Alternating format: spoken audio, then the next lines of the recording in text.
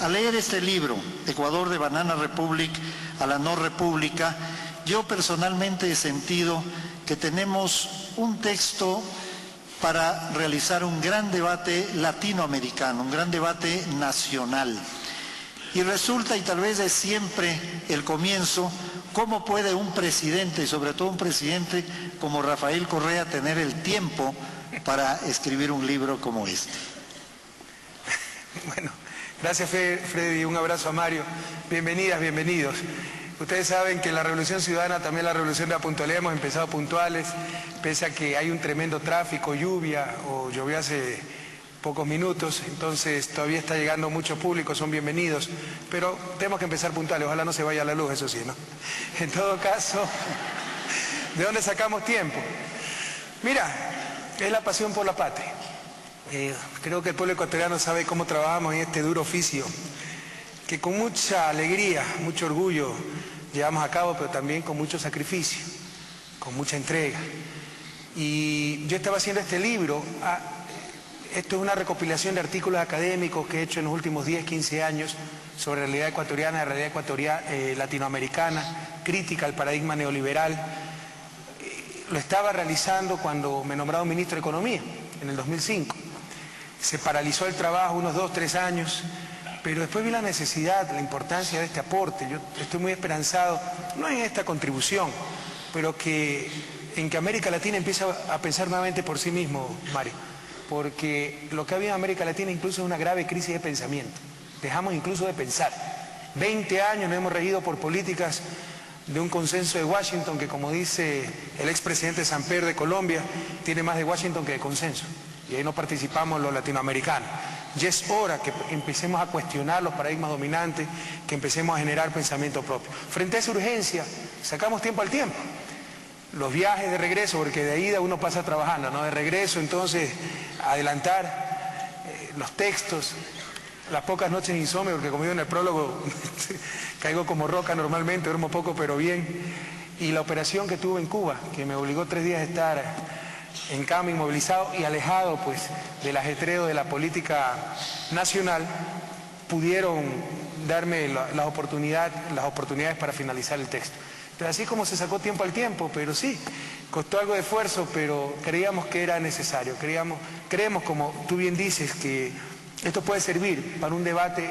No creemos tener la verdad absoluta, pero sí dar puntos de análisis, puntos de reflexión para un gran debate ecuatoriano y latinoamericano, y que América Latina empiece nuevamente a pensar, a hablar con voz propia, no a repetir lo que nos dan diciendo. En 12 capítulos se recorre un poco más de un siglo de la historia económica política de nuestro país. El primero, Mario, trata de la historia de hace 100 años prácticamente, y tiene el nombre de Tratando de Modernizarnos. Es la Banana Republic, esa es su marca, pero que tiene en el cacao en la primera etapa, en el banano después y en los últimos 3, 4 décadas el petróleo. La estabilidad de la moneda como política de la economía comienza a ser tratado a partir de este primer capítulo hasta la enfermedad holandesa. Algo que aprendí, tengo que confesar yo, leyendo este libro, y creo que muchos también vamos a aprender muchos términos y comenzamos el debate. Ese es el comienzo, Mario. Sí, ante todo, realmente tengo que agradecer, es un honor estar acá contigo, Rafael, y tener la oportunidad de discutir un texto de este tipo. Los saludos de Alicia, directos, desde Santiago de Chile, un grande abrazo fraternal. Esperemos que esto se recambie en futuro con una visita allá. Es un libro muy importante por, diría, 3 razones. La primera, porque para los economistas es a veces difícil escribir en un lenguaje que todos puedan entender, y el libro tiene claramente esta característica. Es un libro que lo puede entender casi y se puede difundir a los profesionales y hacia todos lados. Esa es una característica fundamental e importante del texto.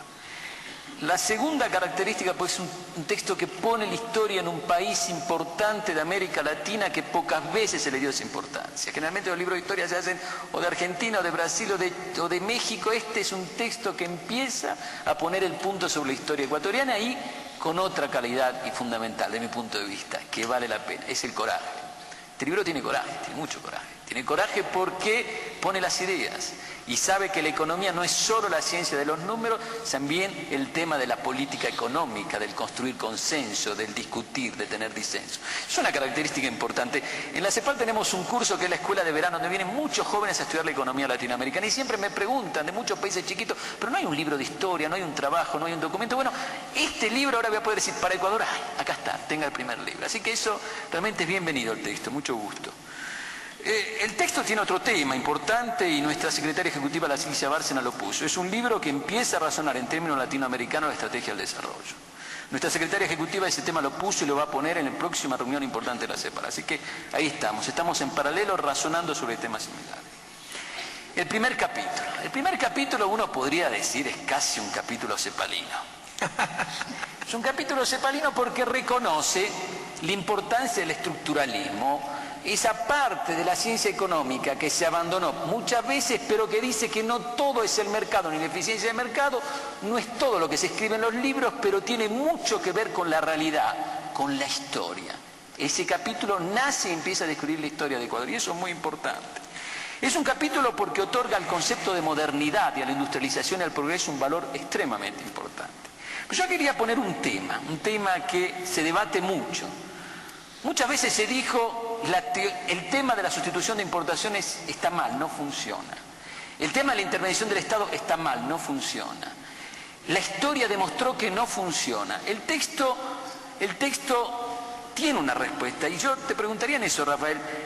O sea, si tuvieras, ponete que yo hago el abogado del diablo y me pongo en esa historia de los 90, decía, no, esa parte fue equivocada, esa parte fue mal. ¿Qué me dirías tú? ¿Por qué no funcionó? ¿Por qué no anduvo? No porque la canción sea mala, sino porque los cantantes fueron malos, dice eso, la canción. Las políticas eran las adecuadas.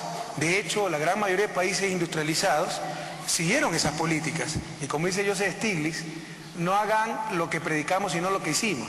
Hay un error recurrente en análisis de desarrollo, que también lo cometen nuestros analistas ortodoxos, conservadores y prudentes que tenemos en Ecuador, que comparan lo que están haciendo los países desarrollados ahora, no lo que hicieron cuando tenían nuestro nivel de desarrollo para llegar a ser desarrollados. Es un error gravísimo. Entonces, lo que hicieron esos países fue básicamente la estrategia de la CEPAL, pero lo hicieron bien. Lo hicieron bien, porque se aplicó mal, se acumularon grandes desequilibrios. Por ejemplo, uno de los grandes errores fue creer que la sustitución de importaciones podría ser, como dice el término anglosajón, across the board, en todo, general. Y no es así. Hay cosas que se pueden sustituir, otras cosas no. Por ejemplo, en este momento Ecuador está siguiendo una estrategia de sustitución selectiva de importaciones. Lo que dice Krugman. Sí. Otro problema, sí. De hecho, con el profesor Krugman hemos tenido contacto y está muy contento con la política, nos ha felicitado por la política económica en Ecuador. Otro punto en el caso ecuatoriano es que todo fue distorsionado por el boom petrolero. Entonces no había que preocuparse de generar exportaciones porque estaban las exportaciones petroleras. Pero eso fue también nuestra maldición, ¿no? Porque, por ejemplo, y ahí viene lo que decía Freddy, la enfermedad holandesa. ¿Qué es la enfermedad holandesa, conciudadano? Su nombre viene precisamente cuando Holanda descubrió gas a finales de los años 60. Es un recurso natural no renovable, no se produce, se extrae, se exporta, entran muchas divisas y se aprecia el tipo de cambio real. Se revaloriza la moneda nacional y hace perder competitividad al resto de exportaciones.